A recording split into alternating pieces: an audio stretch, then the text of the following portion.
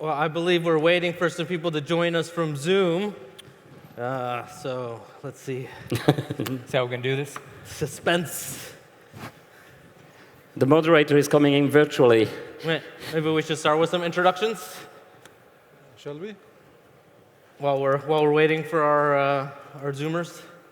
We're gonna wait for the moderator, or we're just gonna go? I think we should. Let's start some introductions, maybe at least while we're getting going. Okay. Yeah, So, hi everybody. I'm David Bundi. I'm the head of compliance and also the regulatory and strategy leader for Metaverse and NFTs from PWC in Switzerland. That's what I do during my daytime. After that, basically, I'm the president of Metaverse Talks. It's the leading non-profit association to bring together people in this space of Metaverse and NFTs to connect ideas. I'm 42 years old. I'm a gamer since 35 years, in crypto since 2017. And that's about it. Over to you, my friend. Thanks. Dobar dan, kako si. That's about the extent of my that's about the extent of my Serbian, even though I've been living here for the last 2 years. I do make it up by drinking plenty of rakia, though, so I've got that going for me. But all joking aside, my name is Keo Sar. I'm the co-founder and chief revenue officer of the Metamall Group, and then I'm also a strategic advisor for a venture capital firm based in Chicago. And yeah, just really excited to speak with everyone today and with this panel. So, over to you. My name is Joel Dietz. Some people know me as the creator of MetaMask or early Ethereum guy, but I'm actually a gamer for many years myself. Gaming is what got me into programming. And so whenever I get the chance, and MetaMask, actually, some people ask, how did you start MetaMask? I was actually, all the Ethereum nerds in 2014 were hanging out in this Metavilla, this place I was running, and they were playing games together, and then we thought it would be cool to have a wallet and a browser as well. So that's part of the backstory there. But right now, I'm working on my own programming language for making games inside of metaverses, and that produced a product called and platform called the MetaMetaverse, and yeah, that's what I'll talk about a little bit. Hello, everyone. My name is Naveen Singh. So I am a gamer myself, but not the gamer, the virtual part. I was a professional athlete, so I come from the other game part. And I'm leading a blockchain company now. We are trying to solve very fundamental problems into the blockchain part and the bridging of the thing. So good to be in Belgrade, and thank you very much for being with us here. Are we okay with the moderator, or? Well, I think we just take it over. So I really like to do things. So first of all, I'm one of yours, right? I really want this Metaverse, this NFT. It doesn't matter how we call it, right? But it needs to happen, right? And my speech is really about a bit of a wake-up call, okay? So don't be scared. I'm one of yours. I care for you. I really care for you. It's not about making a cool conference and then just let it die. It's about really making it happen. Okay. So the reality is, if you want to have a future in this space, you really need to be compliant with rules and regulations. I know it's not that sexy, but you need to be. It's really, really, really important. So I've spoken 2 days ago in Dubai, also on stage, and after the stage, like here, I'm speaking to many executives of firms in this space. And the thing is, I see amazing talent when it comes to tech. I see visionaries, right? And I see ideas, and I see money, right? So it's all there. And then I'm asking the question, and then the people start telling me, you know, we are gonna issue tokens. And then I'm asking them, okay, so who is advising you on this? And the question is, well, you know, lawyers are expensive, so we are not sure if we should have someone. And actually, it's super important, right? You really need to look into a few topics. I'm going to give you a very quick round about that. So let's go. So first of all, financial market regulation, right? So if you issue tokens, you need to qualify those tokens. You need to know exactly what it is. You need to know if it is a security or not. You need to know if you need a banking license, a security license, a fintech license. If you don't know that, you might go to jail. And I don't want you to go to jail. And certainly, I can't get you out of jail because that's not my legal services. So first thing. Second thing, maybe you have heard about sanctions, about anti-money laundering, about ABC stuff, right? So if you start onboarding clients, you really need to know who they are. So you need to go through procedures because you don't want to have money from illegal sources, from sanctioned parties, somewhere connected to your firm. Then data privacy. You need to be very careful with the private data from individuals. There are plenty of laws. You have to pay your tax. Intellectual property. It's cool to buy an NFT, right? And then you have this NFT, and then you start printing those cool pictures on your products. So with some NFTs, you can do that. With some, you can't. So you really need to read these very boring terms and conditions of the NFTs, because it's very, very important for your private life, for your family, for your children, every one of you. So there are like plenty of things like that. And maybe the very last one. Often I see amazing friends getting together and they say, let's start something. Okay, so if you start working together, you are basically a simple legal group, you can say. And if you don't have a legal entity, you are liable altogether. So with your private money, with the money of your children and your wife. So you need really to also incorporate the firm, not to be liable with your private funds. So just really, really in your own interest, have a quick look at those things before you start building your empire. I hope that was a good start, and with that, for you. I think I'm going to disagree with you just a little bit to make things interesting. Please. So, and I'm curious, how many NFTs you have and how many of the terms of conditions you read to the very end on those NFT purchases. You don't have to answer that if you don't want to. But I have quite a lot of crypto and as well as NFTs. When I started to buy crypto, sometimes I could basically just identify myself by writing Mickey Mouse at yahoo.com, and I got the crypto. So that's probably not the way to go. and I just want to point out one of the interesting things that happened, and Vitalik wrote an essay about this, about legitimacy and NFTs, especially because we're kind of still in this early phase of the industry, and it's been challenging for regulators in many different jurisdictions to, first of all, understand what's happening, and then it seems to change so fast what's going on. And so a lot of official policy from regulators at this point has been to wait a few years, see what happens, and then make a regulation. But while you're in that sort of early stage, really all you have to go off of is almost your intention and the legitimacy of the idea of owning something that often is not tied into the existing body of law. Well, I guess there are like big differences between the regulators. So without making too much advertisement for Switzerland, but our Swiss regulator actually came up with the classification of tokens.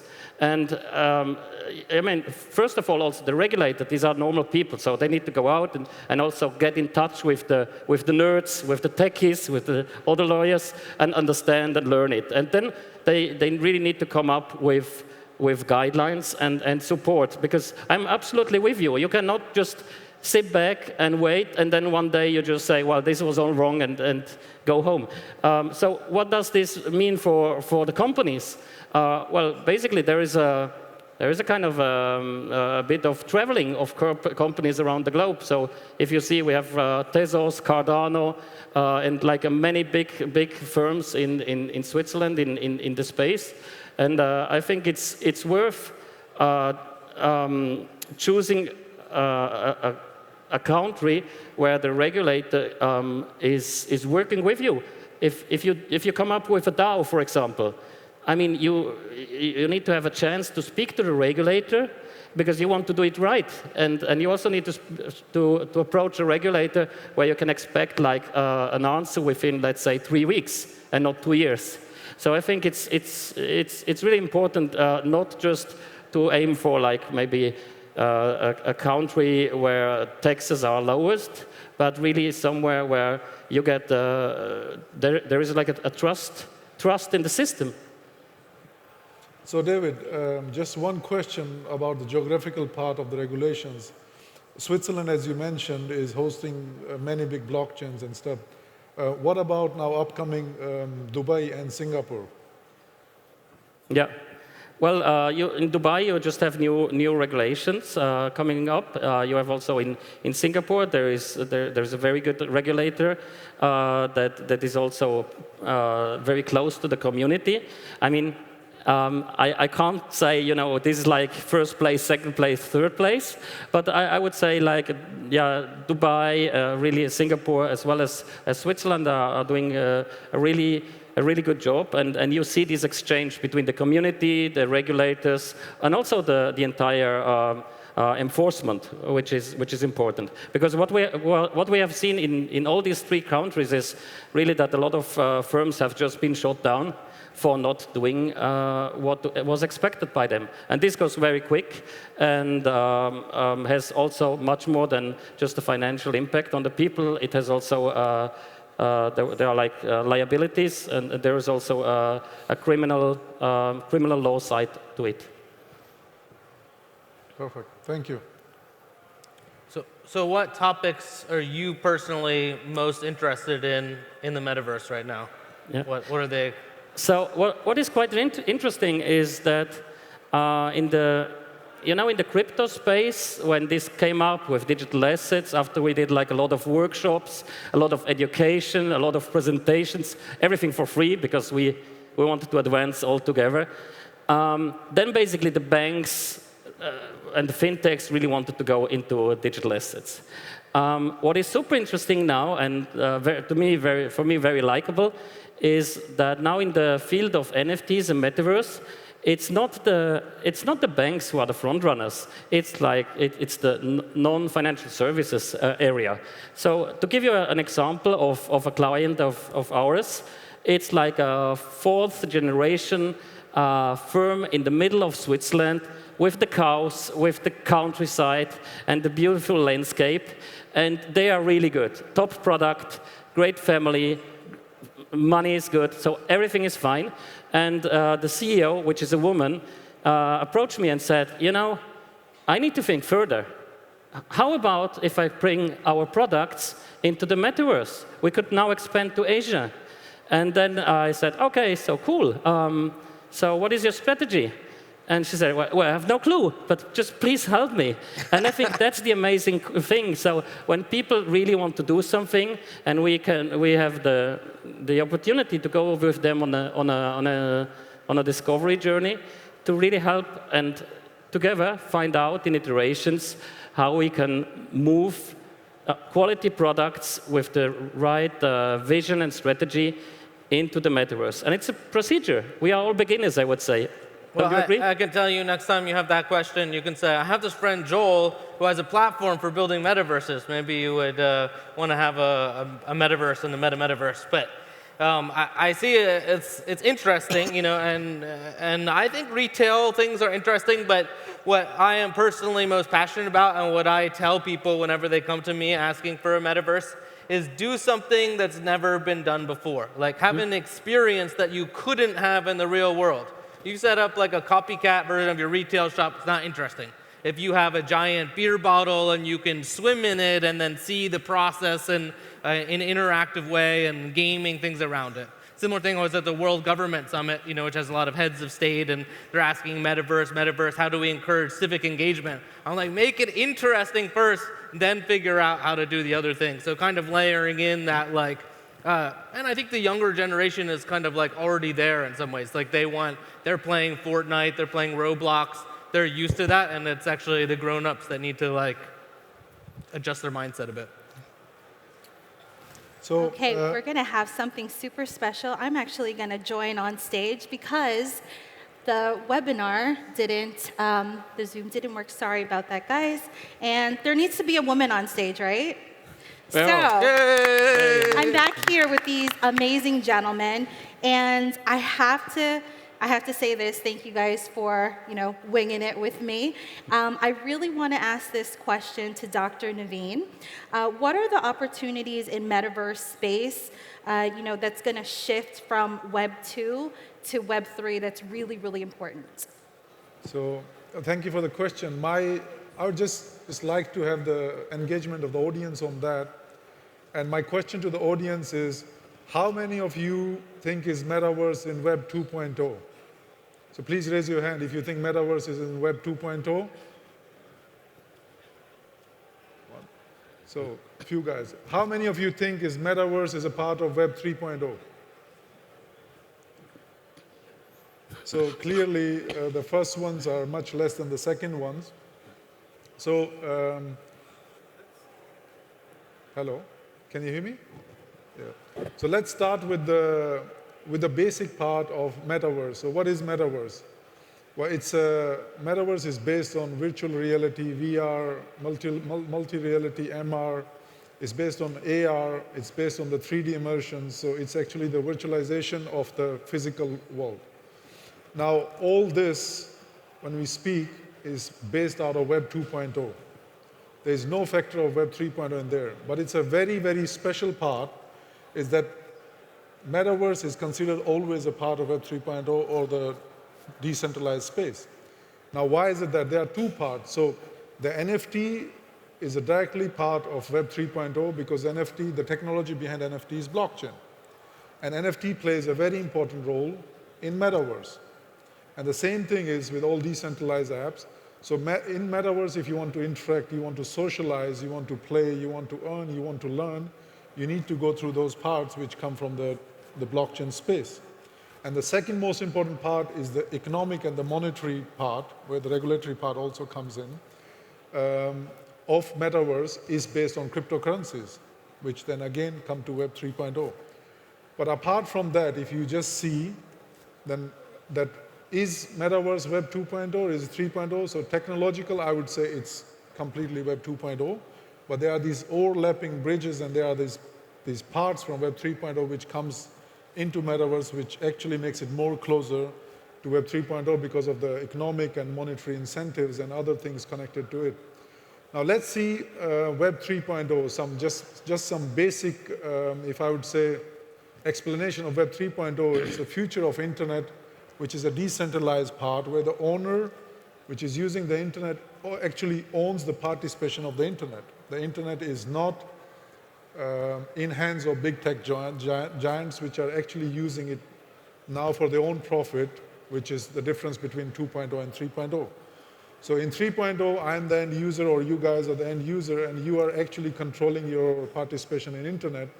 Whereas in Web 2.0, you are just using something which has been provided by big tech giants, and what they do is they actually control the data, they actually manipulate the data, they extract the data, and they make a financial use case out of it and make a lot of profit.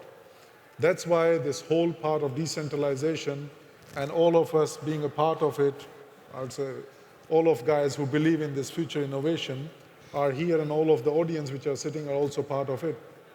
So coming back to the question, after talking the basics, I think the first question which I asked, those guys are more right, according to me, than the second ones who think that Metaverse is a part of 3.0. The question is because this virtual part of the Metaverse, it's based on the graphical user interface and the graphical technical part, which relies on very heavy files. So the whole Metaverse is based on centralized servers, centralized clouds, and centralized databases. And that's why it is Web 2.0, because all these centralized clouds and everything is controlled by tech giants. Now the opportunities to bring to Metaverse into Web 3.0, into completely decentralized part on technical level, on fundamental level, there are a lot of challenges to that because of technical part and the heavy data files and the graphic part, the 3D part. So there is opportunity, and the opportunity is on a very technical level, which actually we in our company or our team are trying to solve. I think there are a few other people who at some point trying to solve that, is to bring the metaverse to a point where the limited use of metaverse stays on centralized cloud, because it has to due to different technical parts, which is important. But the user data or the database should be on a decentralized space.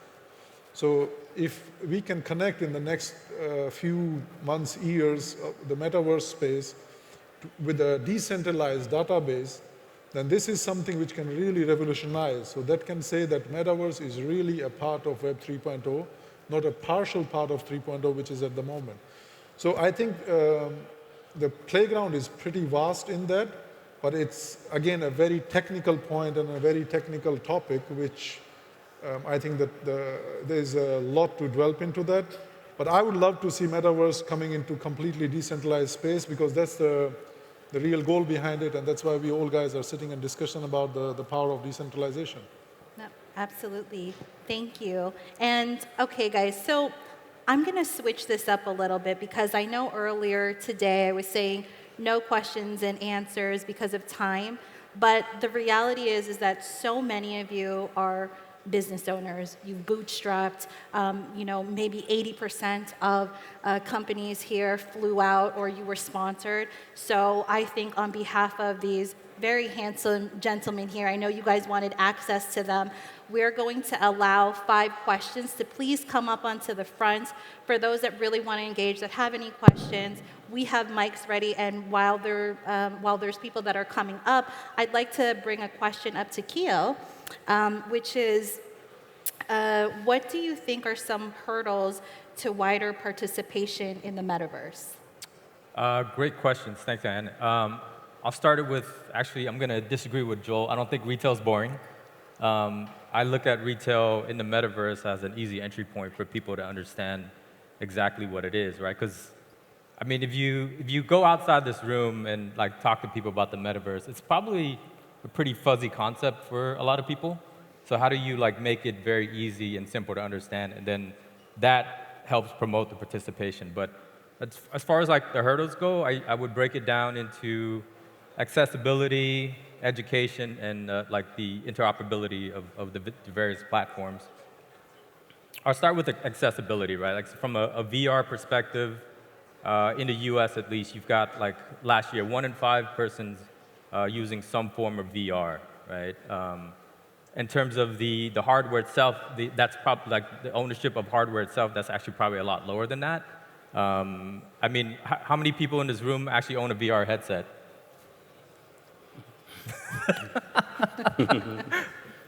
My point exactly, right? So I think in terms of accessibility into the metaverse, there's a lot more to go in that regard. The great thing is there are a lot of really good companies out there besides your Apples, your Microsofts, and your Metas of the world that are working on, and HTCs of the world working on hardware. There's also some really smaller companies that are working on some pretty cool technology around the metaverse so that people can access to it. I actually like using the example of cell phones. Everyone here has a cell phone, but at one point in time, that not everyone had a cell phone. You either had to be really wealthy or your company gave you one to use for business. But now it's ubiquitous. Kids these days are basically born with a cell phone in their hand, so they're digital natives, right? So I think, and I say going back to the adoption curve, as more of the hardware and the technology gets built around it, I think the acceleration of that development is going to help the adoption of the metaverse. Some people predict that it's going to be growing at, 18% over the next 5 to 7 years on an annual rate. So massive opportunity, right?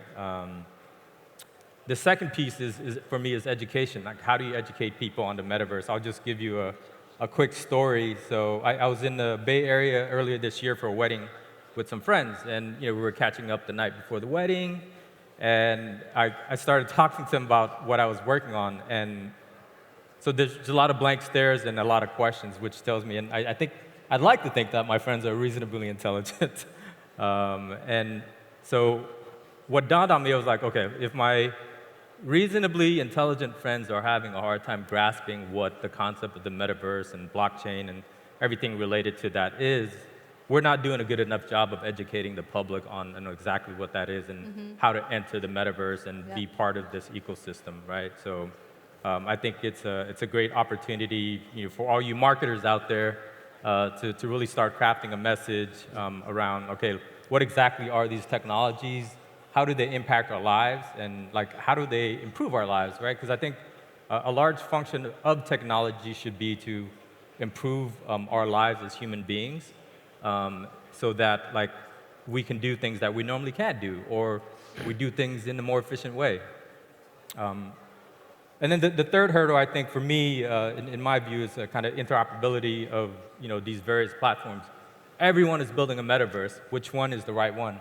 Who the hell knows? Like I don't know. Like my company, we're building geo-specific retail spaces.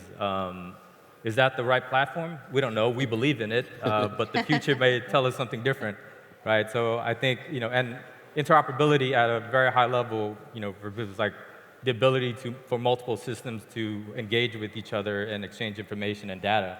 So if we can solve that piece of it, those three pieces of it, I think it'll go a long way in metaverse adoption.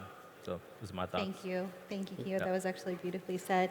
So you have a question over there, by all means. And Joel, if you don't mind popping off the answer here. Oh, wow. I'm Go for it. absolutely okay. No preferences with the judges yet.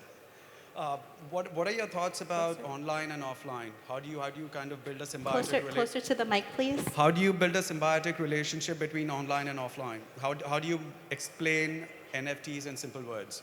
You know about Ariani raising capital, which kind of bridges the gap between online and offline. Yeah, I don't know if you saw my presentation last night, but the first thing I showed was this 45-meter diameter fractal amphitheater that is going to Burning Man this year. It was a virtual model that was built first in Unity, now has its own metaverse, but the physical object is being built at Burning Man, and people will be able to go inside of the physical object and get a virtual reality experience that then will pop them into the metaverse. Nice. So, Yeah, I'll just go a little deep with my question. If I'm buying a T-shirt online, right, do I get a physical delivery of the T-shirt, and am I able to wear it on my avatar online? yeah, so you can When I'm go playing- both ways, I guess is what I'm saying. Do I get access to offline, access that NFTs give me, the premium access that NFTs give me? Do I get that with online and offline as well? It's to the option basically of the provider. I mean, you might be in a better position to talk about some of these things because if you're going kind of retail first and then you get a physical object and then you get a virtual object, it's one thing. Sometimes you will just get a virtual object and then it'll be access to a particular experience in the physical reality. I'm talking about ground level masses, for somebody like me who doesn't understand crypto or NFTs. I think maybe if you could just keep the microphone close to your mouth so I could hear the whole question. It's about somebody like me who does not understand crypto or NFT in basic language. I'm saying if I buy an NFT for an X price, do I get to touch and feel the physical product of that as well? Say I'm buying a Balenciaga t-shirt offline. Ariani, the company, I don't know if you've heard of them. They just raised $21 million to bridge the gap between online and offline. I'm able to buy stuff online and get a physical product because I think people are still wary of, like you said, unknown, fear of the unknown. I think it's the option of whoever's selling it to decide how they want to combine those things. That's cool. Yeah. Yeah, so our use case, right? Like, like I said, we're building virtual shopping centers in the metaverse, and the business model is both metaverse, e-commerce, and retail. So you think about, I think I could barely hear you, so like I hope I'm answering the question. It sounds like you're like, hey, you're buying a physical product, can you get that in the virtual world, or vice versa? A question for clarity, and I'm going to hold the mic close to my mouth this time. So what I'm saying is, like you said, you're into virtual retail. You're building shopping malls on Metaverse. Is that correct? Correct. That's yeah. So what I'm saying is, is there any physical interaction, touch and feel to it? Okay. Not right now, but look, there are companies that are developing haptic technology that in the future, should allow you, in theory, to go up to pick up a cashmere scarf and feel it in the metaverse, and then buy that cashmere scarf. Maybe you get an NFT minted out of it, and then you also get that product shipped to you physically, so you can actually, wear it and look very handsome. So. Yeah. That answers my question. All right. Thank you so much for that question. I actually really enjoyed this dialogue because I wanted that, interaction with you guys. And again, a lot of people travel. There's someone waving back there. Come on down. Come on, you with the tie and the suit. Come on down. Yeah, you. And I know that a big part of it was so that you guys can have direct, feedback from very, very seasoned and successful entrepreneurs. So I want to give you guys that opportunity to do so. So please continue to go ahead. We'll take a few questions. We have time. Hi there. So forgive me, I'm quite new at this, but to me it sounds like you're building separate platforms for building metaverses, and we're talking about decentralizing things. So what's your first reaction when, let's say, one of you wants to sell items in another platform? So between the two platforms, or three, exchanging items between them, can you think of a business model? Can you think of the implications of that? So I would like to jump in here. Actually, I'll just again start with the basic level. At the technological level at the moment, that's not possible between two metaverses to exchange those NFTs or the part. But there are a few solutions, which one of being we working on it and other companies working for it, to building the bridges between two metaverses, because one metaverse can be built on Ethereum, another one with another blockchain. So it has to be a cross-chain bridging between them so that you can actually transfer that. So this is something which I would say a visionary part which will be coming in the next few years. You would see that, but that's possible and that's going to happen, because you cannot have one metaverse and just limit all the NFTs on that metaverse, because there is another part from the consumer part that if I have paid, let's say 10 Ethereum for NFT, which is now on his metaverse, and I would like to then interaction of the same NFT in David's metaverse. So we need to come up with a solution where we can do that, because I'm not going to pay 20 Ethereum here and 20 Ethereum there for the same NFT. But that's something which I know there are a lot of visionary guys and the technological companies which are working on it. And I think in the coming future, that's gonna be possible. Just to follow up, right? So technically it'll be possible, but is it going to make business sense? Well, one of the things that we announced privately, but I'm happy to share here, it'll be public news soon, is that within the kind of programming language that we have and Layer 1 protocol, we have a group of various metaverse founders from different metaverses that have agreed to support it. And we're also doing a cross-metaverse scavenger hunt, basically, where you can go into one metaverse, solve a puzzle, get a key, unlock an area in a different metaverse.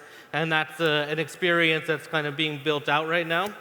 I assume there's some kind of business sense to be worked into that, but my focus is on the gaming experience at the moment. So to me, it's most important at this specific moment to make it an enjoyable experience for everyone who participates in that. Yeah, I guess I would add to that. I mean, it's something we've thought about, certainly, right? Like when the technology does allow for you to kind of bounce around different metaverses. Like you can buy an outfit in the Metamall and then go party at some club in Decentraland. I think that's kind of like the ultimate goal. Obviously, we're not there, but there are a lot of really smart people working on that, and I think we will get there. So. All right, thank you. Thank you so much for the question. We have a gentleman up here in the front. Before the gentleman. Excuse me. After him. Go ahead. So I have one simple question. 10 years from now, I'm probably going to have kids. What is the future of Metaverse? 10 years from now, what is Metaverse going to be like? That's a very visionary question. Yeah, because I'm worried. I'm personally worried because in 10 years, probably going to have kids, a family, etc. And I really cannot imagine what life would look like with Metaverse. Well, actually, 10 years from now, maybe you can find your wife on Metaverse. Well, that's...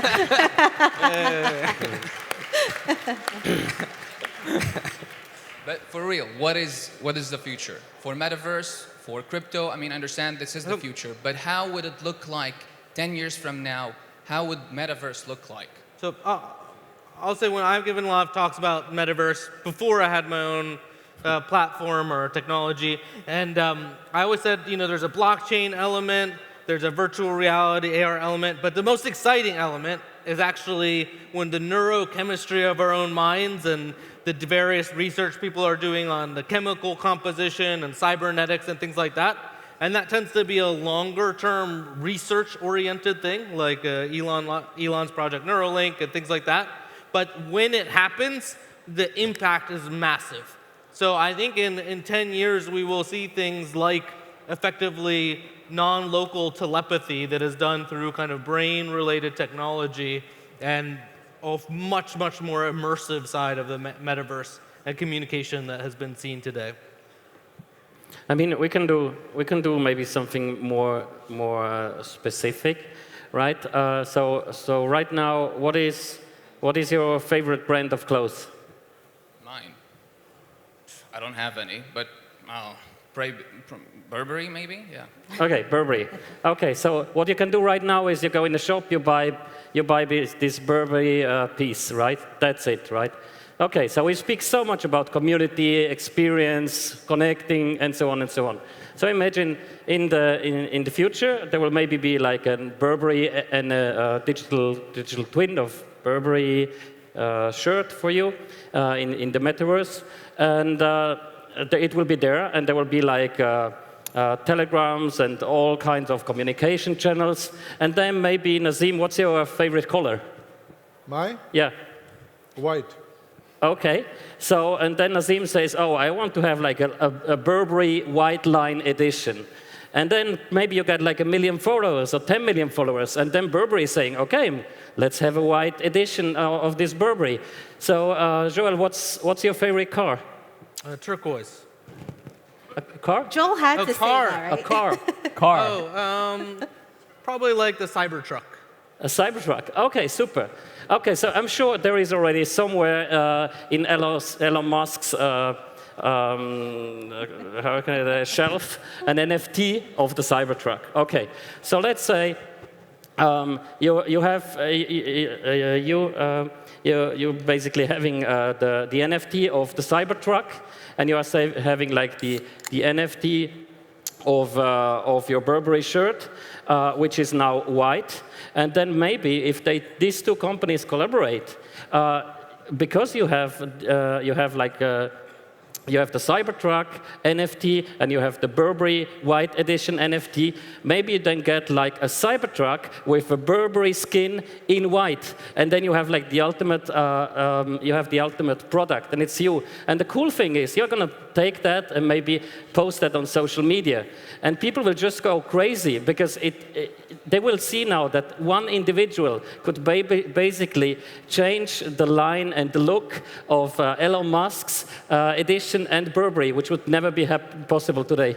So that's just as an example as how I see the future coming.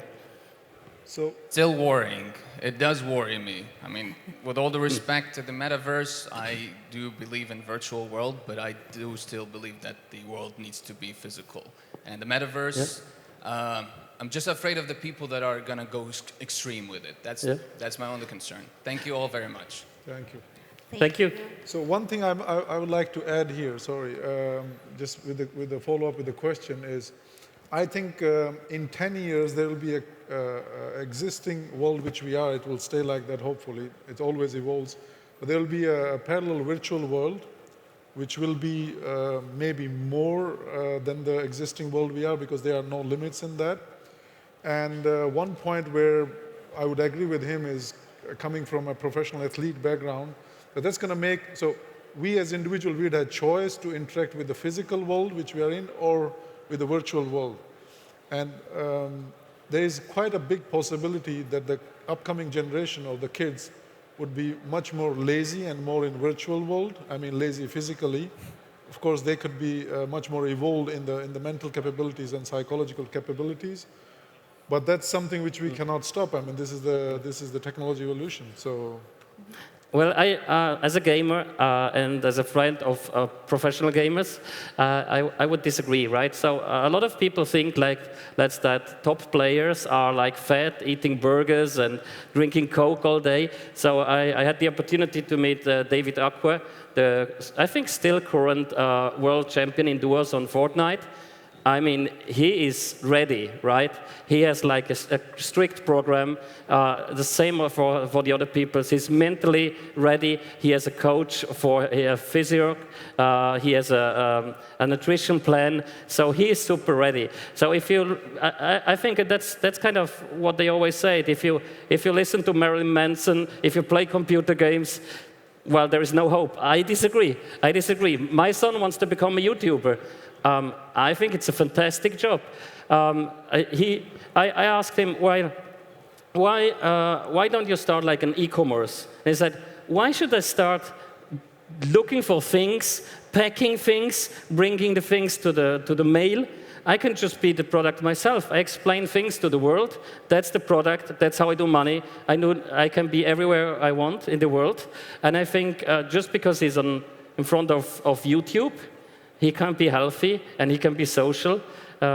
So I think you can if you have like the diligence and the education, you can be healthy and you can be social also in a metaverse. I agree with you. Let's involve the audience. Let's ask the question to the audience. Sure. So, Go for it.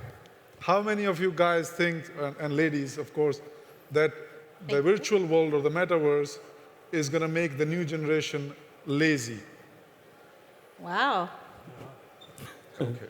Now, how many of you believe that it will actually be opposite of that and it will make the new generation much more faster, more proactive, and more physically active? Okay, so I think the first one was more, but I completely agree with you. It can go both sides.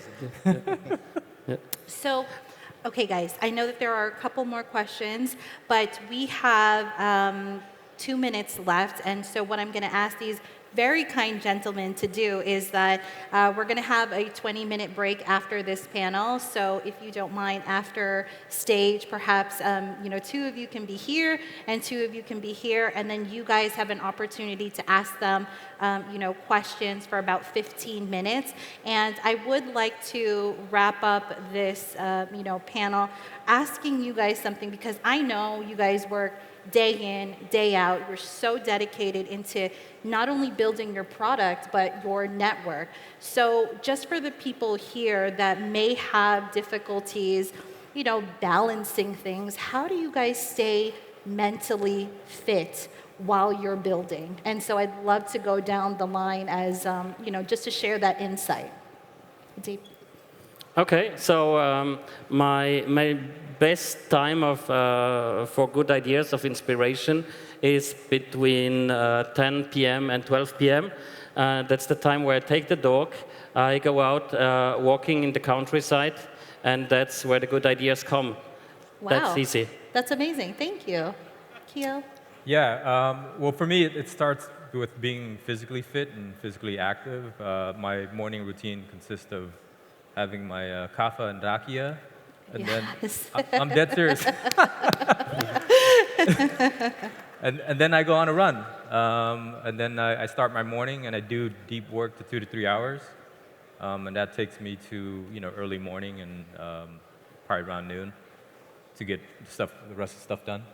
So. Fantastic. Joel? Yeah. I was going to say I meditate and I exercise, but I want to say something. I try to play games, like at least 1 hour of gaming every night, different games to stimulate my mind and, get better.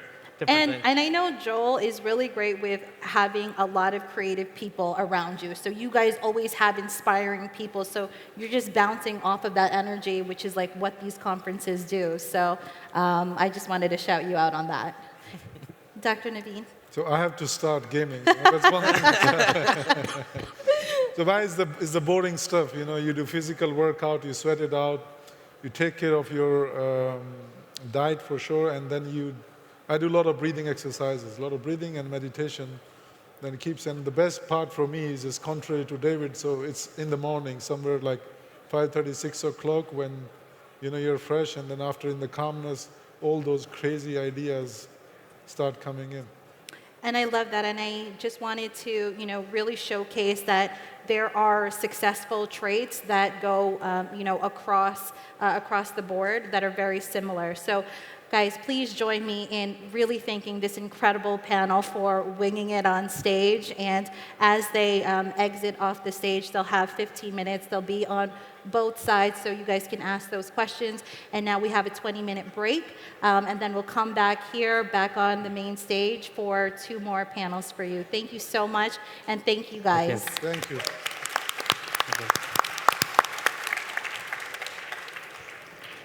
Thank you so much. Thank you so much.